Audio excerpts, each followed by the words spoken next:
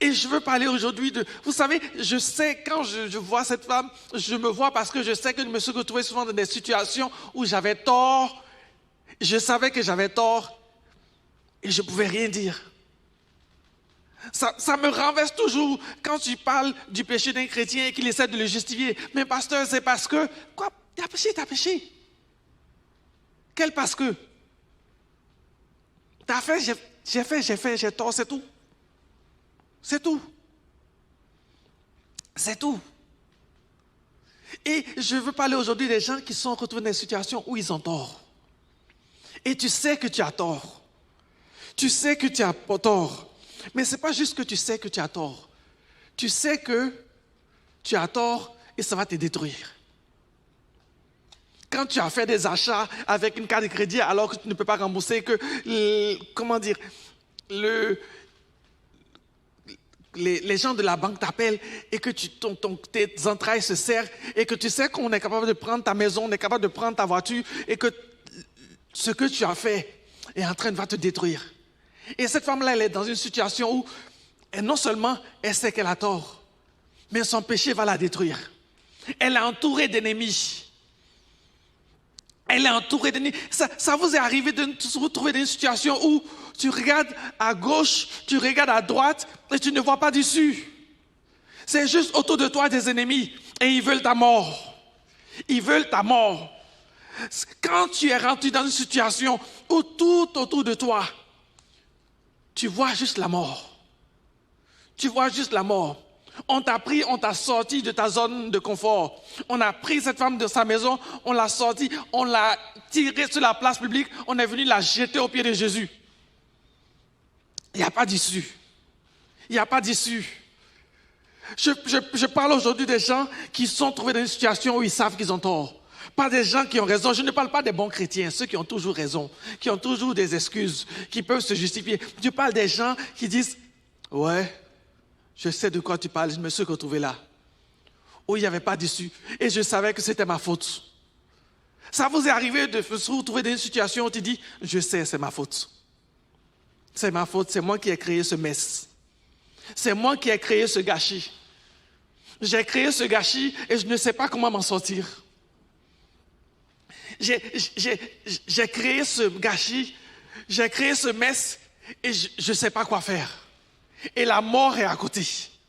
La mort est à côté. La mort est à côté et je n'ai pas d'outils pour m'en sortir. Je regarde le défi, je regarde la situation et je ne peux rien faire. Voilà la situation de cette femme. Dans certaines versions, cette partie est appelée la femme adultère. Parce qu'on ne dit même pas son nom. Tout ce qu'on voit, c'est son péché. Et souvent, quand tu as vraiment fait un gâchis, tout ce que les gens voient, c'est ta faute. On ne te voit plus. Tout ce qu'on voit, c'est ta faute. Quand on parle de lui, ah, c'est lui qui a fait ça la dernière fois, là. On t'identifie par ta faute. Pourquoi? Parce que l'être humain reconnaît les gens par le péché. Le cœur de l'homme est mauvais. Et les scribes et les pharisiens ont pris cette femme, l'ont emmenée auprès de Jésus. Je me dis, il faut vraiment avoir de l'audace de venir arrêter le maître qui est en train de prêcher pour lui apporter un cas. Ils ont interrompu Jésus pendant sa prêche qu'il était en train d'enseigner pour lui emmener le cas de cette femme. Tout ça pour tenter Jésus. Pourquoi ils ont fait ça? Parce que ils savent que Jésus prêche l'évangile de la grâce. Ils savaient pourquoi ils ont fait ça par rapport à Jésus. Parce qu'ils savent que Jésus prêche l'évangile de la grâce. Et la grâce dérange.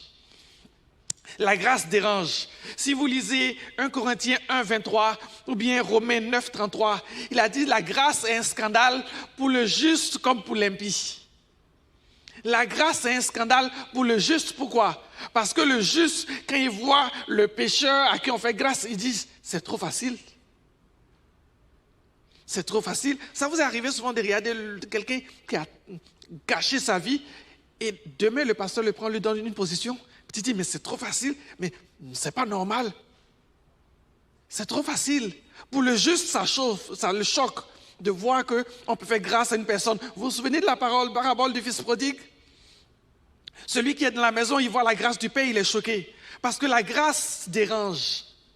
La grâce dérange le juste. La grâce dérange également l'impie. Pourquoi? Parce que l'impie se dit, je ne mérite pas. Avez-vous parlé de Dieu aux gens et puis les gens disent, non, moi je vais venir à l'église. Je ne peux pas venir à l'église maintenant parce que je suis trop pécheur. Parce que la grâce dérange même le pécheur. Et les Juifs savent cela. Ils sont dérangés en eux par rapport à Jésus le Maître qui est un ancien évangile de grâce. Et ils amènent cette femme à Jésus pour le tenter. Parce que ça leur dérange. Tout ce que Jésus prêche dérange. Et Jésus a toujours dérangé les gens. Toute la vie de Jésus a toujours été une pierre d'achoppement. Jésus a toujours été une pierre d'achoppement. Et je veux dire certains chrétiens sont surpris. Ce n'est même pas mon message, mais je sens dans mon cœur qu'il faut le dire. Il y a certains chrétiens qui veulent être amis avec tout le monde. Oublie ça. Fais le deuil de cela. Tu vas toujours déranger. Je suis désolé, ce n'est pas une bonne nouvelle que je t'apporte, mais je veux te dire la vérité. Si tu es vraiment enfant de Dieu, que tu es un fils de lumière, tu vas déranger. Parce que tu vas te retrouver dans les ténèbres et tu vas briller. Et quand tu vas briller, tu vas exposer les fautes des gens. Ça vous est arrivé souvent de vous retrouver dans des endroits et puis les gens se sentent mal à l'aise parce que ta présence leur montre leur iniquité. Pourtant, tu n'as rien dit. Mais quand ils te voient, ils se sentent mal, tu vas déranger. Et accepte cela, que tu vas déranger. Tu vas déranger pour apporter la victoire sur la vie des gens. Il faut que tu acceptes cela. Parce que Jésus a toujours dérangé les gens. Jésus a toujours dérangé les gens. Mais une chose que je trouve contradictoire, c'est le zèle, d'une part, des pharisiens et des scribes qui emmènent la femme, qui la jettent aux pieds de Jésus, qui disent, parce qu'ils ont raison, la loi de Moïse dit on doit la lapider. Je ne sais pas si vous avez vu une mort par lapidation. C'est horrible. J'ai grandi en Côte d'Ivoire, j'ai vu des voleurs se faire lapider, se faire lyncher. C'est horrible. C'est horrible de voir quelqu'un prendre des pierres. Une pierre tombe, son œil, son front est fendu, la pierre, il coule, il veut se lever, il prend une autre pierre, il tombe. C'est horrible la lapidation. C'est une mort horrible. Et ils sont tous prêts. Ils sont tous prêts. Mais pendant que, d'un côté, il y a le zèle, la foule qui crie avec lapide-le. De l'autre côté, il y a la femme qui ne peut rien faire. Elle est silencieuse. Elle est silencieuse. Et juste à côté, il y a Jésus qui est calme. Il est calme. Il est calme. Il est calme. Et j'ai dit, mais Jésus, je suis à 2 pas de mourir. Et tu es calme. Je suis à 2 pas de mourir. Mes ennemis m'entourent. Ils vont me tuer. Et tu es calme, Jésus. Comment peux-tu être calme quand la mort est si proche de moi? Est-ce que vous avez déjà fait cette prière? Où tout va mal et puis tu as l'impression que Jésus ne fait rien. Et qu'est-ce qu'il fait? Il l'écrit dans le sol.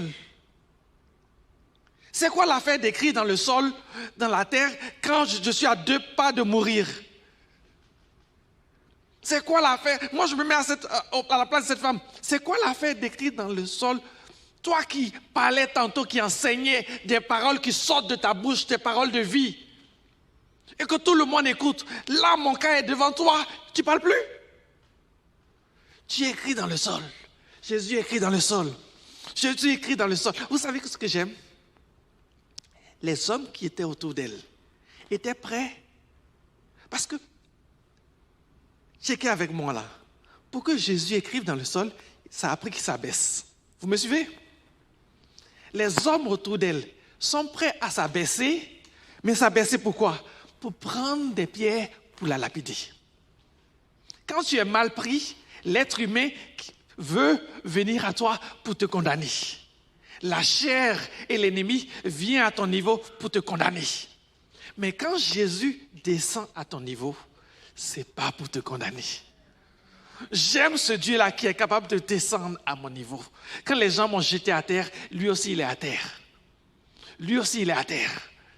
Il sait se mettre à mon niveau. J'aime ce Dieu. C'est pour ça que j'aime Jésus. Je ne sais pas comment vous le dire, mais je l'aime. Je l'aime, c'est tout. Parce qu'il est capable de venir à mon niveau. Alors la femme est à terre, prête à être tuée. Jésus aussi est à terre. Mais il ne prend pas une pierre. Il écrit à terre. Il écrit à terre. Il écrit à terre.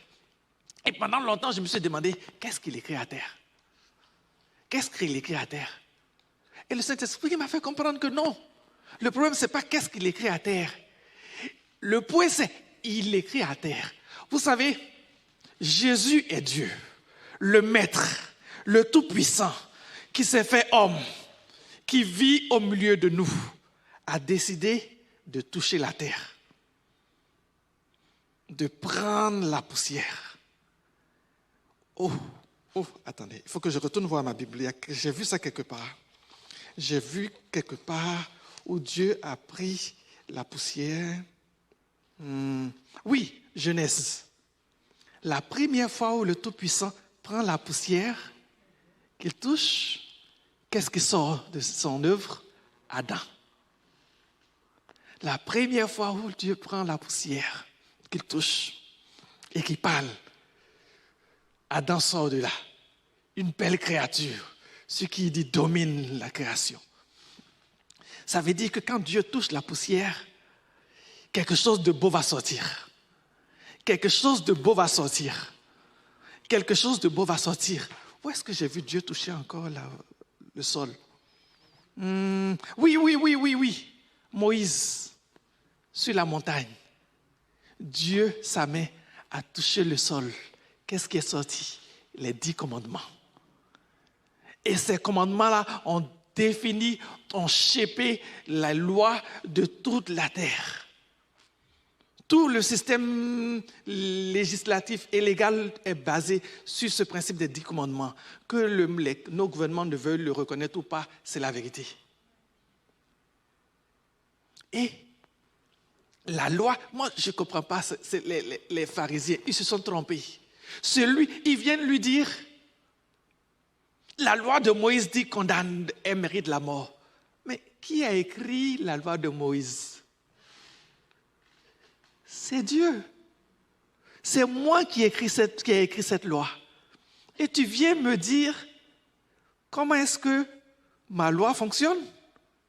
Jésus est à terre, il est en train d'écrire encore. Moi, je pense qu'il est en train d'écrire une nouvelle loi. C'est la loi de la grâce. Il est en train d'écrire une nouvelle loi de la grâce. Il est en train d'écrire une nouvelle loi de la grâce. Il est à terre, il écrit. Vous savez, si je me souviens bien, même dans le Nouveau Testament, donnez-moi un instant.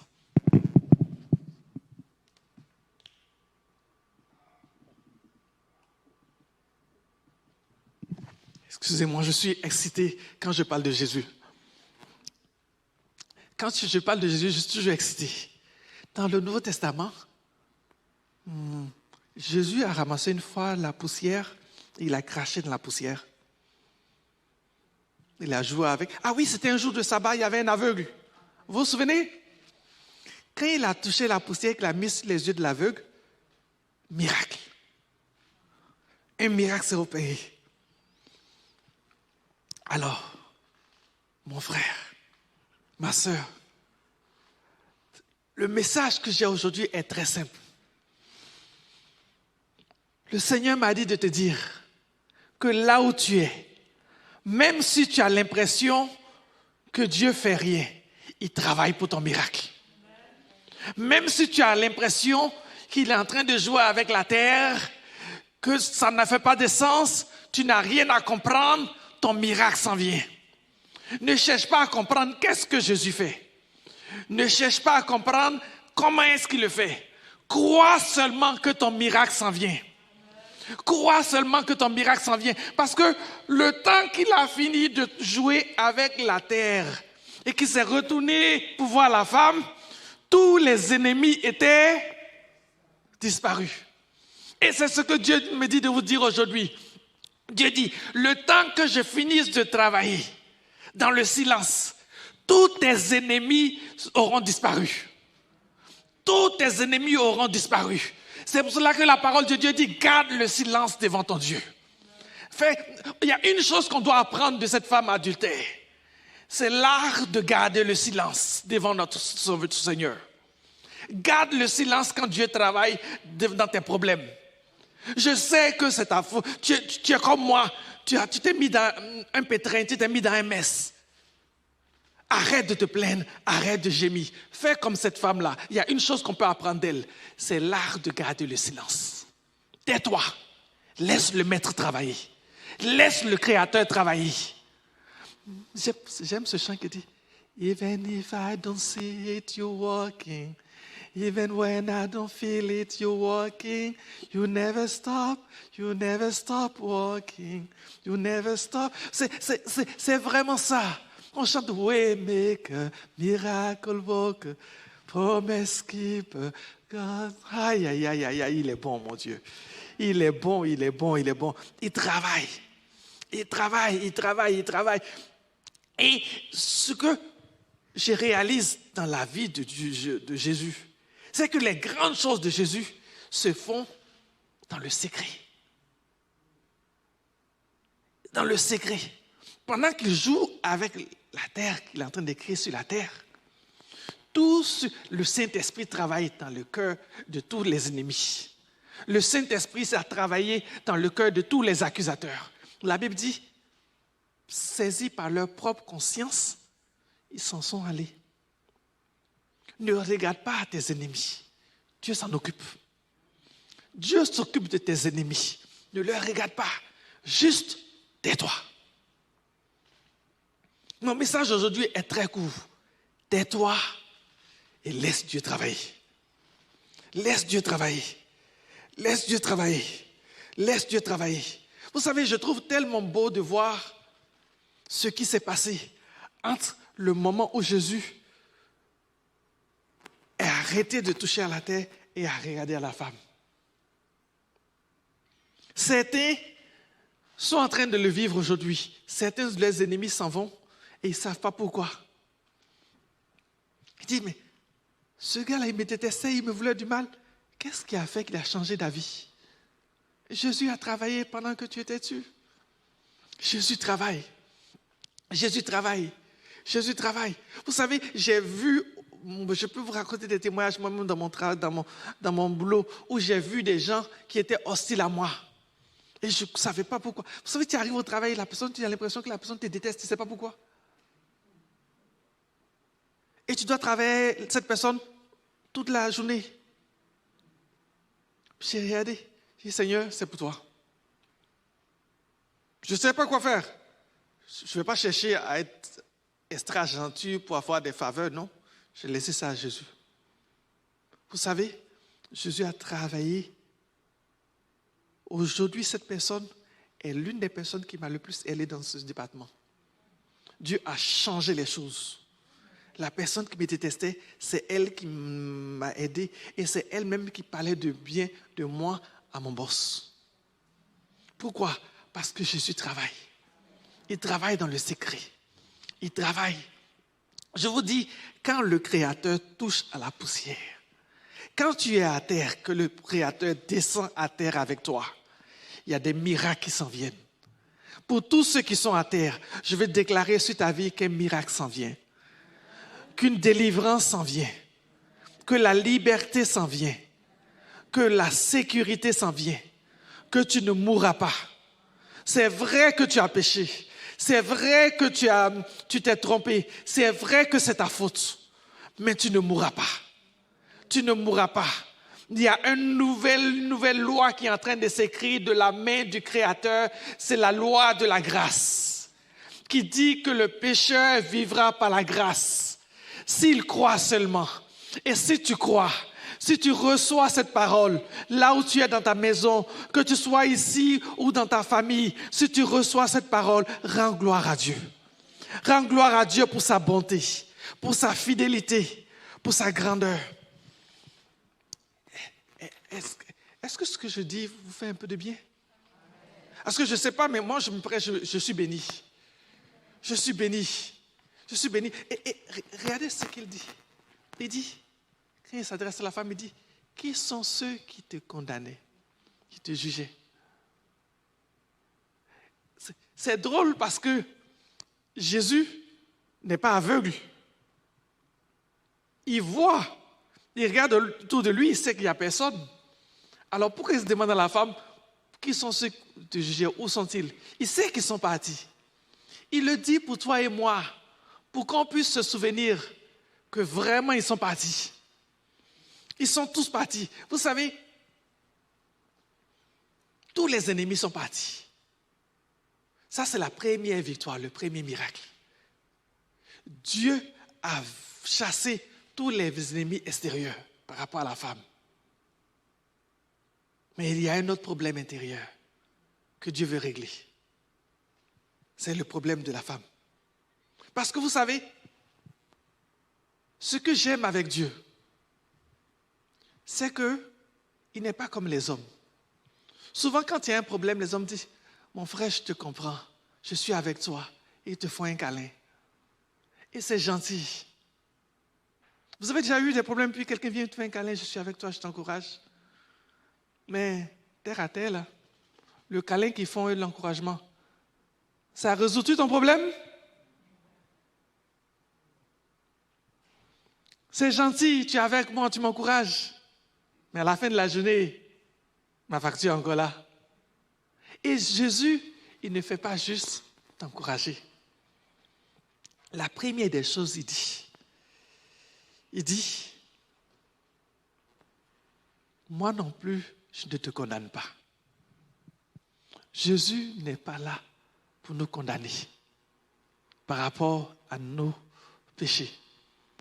Il nous aime tel qu'on est. Il aime la femme telle qu'elle est. Mais voilà the tricky point. Comment dire? Voilà la partie la plus intéressante. Dieu t'aime tel que tu es, avec tes fautes. Mais il t'aime tellement qu'il ne peut pas te laisser dans ton péché. Il t'aime tellement qu'il ne peut pas te laisser dans le péché. C'est pour cela que la première des choses qu'il veut faire, c'est briser l'esprit de condamnation sur toi. Il dit, je ne te condamne pas. Je prie que les gens reviennent à Dieu, à la croix. Que la chair soit une zone de sécurité.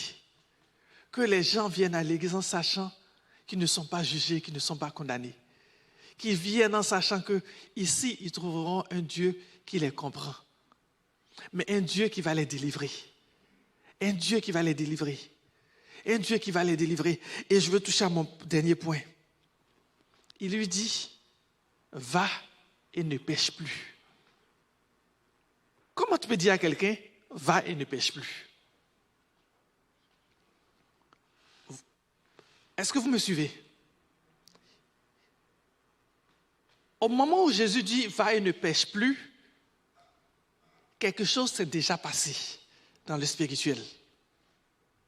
Parce que si Dieu te dit de faire quelque chose, c'est parce qu'il t'a donné le pouvoir de faire cette chose. Tout le monde est d'accord? Dieu ne te dit jamais de faire quelque chose sans t'en donner le pouvoir de le faire.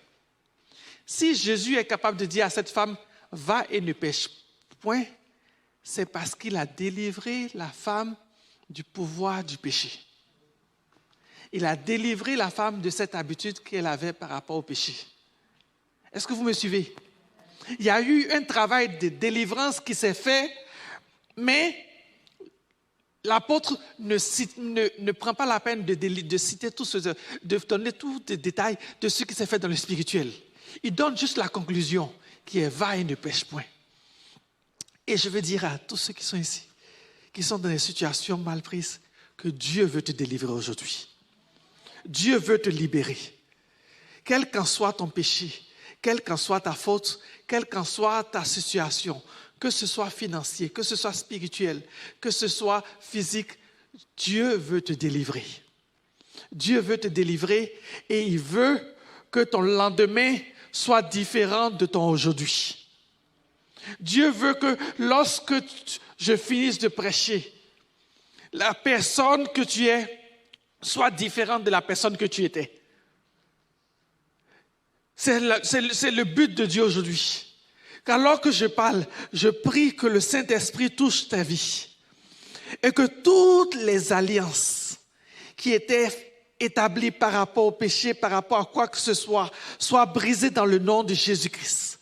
Qu'un travail de libération soit fait sur ta vie. Un travail de transformation soit fait sur ta personne. Que toutes les mauvaises habitudes soient brisées maintenant. Que lorsque tu sortes de cette salle, tu sortes libéré. Tu sortes libéré. Et ma parole pour toi, c'est de dire va libre. Va en paix, ne pêche plus. Que ce qui te tenait captif, que ce qui voulait te détruire hier n'ait plus d'autorité sur toi. Que ce qui voulait te détruire avant ne puisse plus avoir accès sur toi. C'est pour cela que Jésus lui dit, va et ne pêche plus. Va et ne pêche plus. Ta faute a été enlevée. Ton péché a été brisé. L'ennemi qui voulait te détruire a été brisé. Il a été chassé. Il a été mis à terre. Et je déclare sur toi la victoire dans le nom de Jésus-Christ. Je déclare sur toi le salut dans le nom de Jésus-Christ. Le salut pour aujourd'hui et le salut pour demain. Le salut sur ta personne, le salut sur ta famille, le salut sur ta maison. Je peux dire à tous ceux qui t'entourent, va, sors de là où tu étais. Il dit à la femme, va. Pourquoi? Parce que il ne s'agit pas juste d'un mouvement, il s'agit d'un mouvement, pas seulement dans le naturel, mais dans le spirituel. Jésus dit, sur ta vie, va, lève-toi, sors de là où tu es. Parce que je t'ai donné le pouvoir. Je t'ai donné le pouvoir de sortir de ta zone, de sortir de tout ce qui te tient lié, de sortir de tes liens, de sortir de tes chaînes, de sortir de la maladie, de sortir de la souffrance, de sortir de la dépression. Je dis sur ta vie maintenant, va, sors de là, sors de là. Sors de là, rien ne te tiendra captif, rien ne te tiendra, ne pourra résister contre toi, parce que le Maître, le Seigneur des Seigneurs a écrit une nouvelle loi. Ce n'est plus la loi de Moïse qui te condamnait. Sa main a écrit une loi qui t'a franchi, une loi qui te libère. Et il dit, va, sors de là. Est-ce que quelqu'un dit, je sors de là? Je sors de là. Je sors de mes chaînes. Je sors de mes dettes. Je sors de ma maladie. Je sors de ma situation où j'étais mal prise. Je sors, je suis libre et je glorifie Dieu.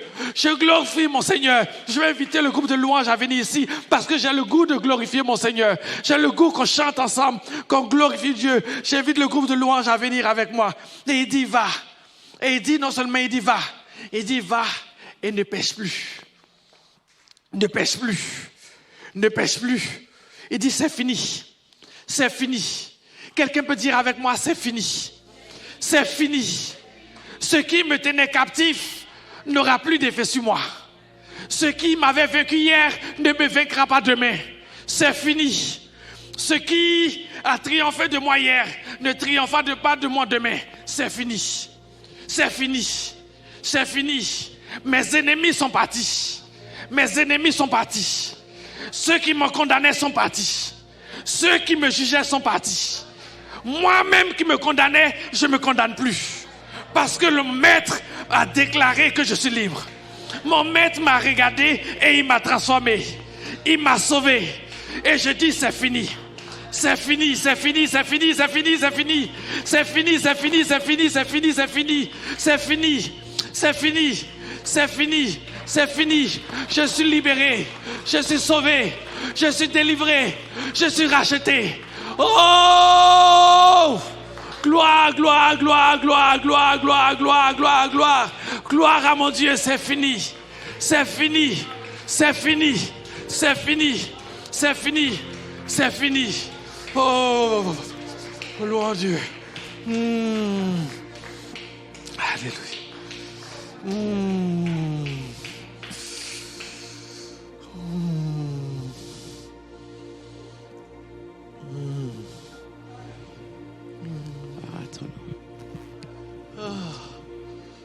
Oh, Jesus, Jesus, Jesus, Jesus. Jesus, Jesus, Randarababa, Shayaraba. Hindirabara, Sonto, Dogubarabala. Irandala, Shantarabara, Wentegede. Hondo Bara, Santarabara. Yendirabala, Shayaraba. Élève ta voix, élève ta voix. Élève ta voix, élève ta voix. Fais monter une louange à ton Dieu. Fais monter une louange devant les anges. Proclame ta liberté. Proclame ton salut. Réjouis-toi de ce que ton Dieu a fait pour toi. Élève ta voix. Hey! Hey! Hey!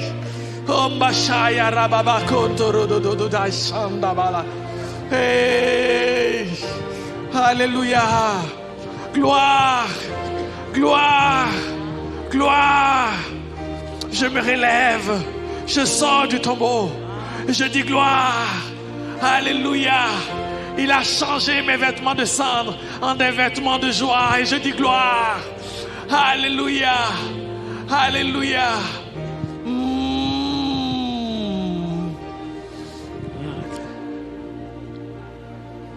You are here. Jésus. Walking in this place. I worship you. I worship you. You are here. And in laughs around. I worship you.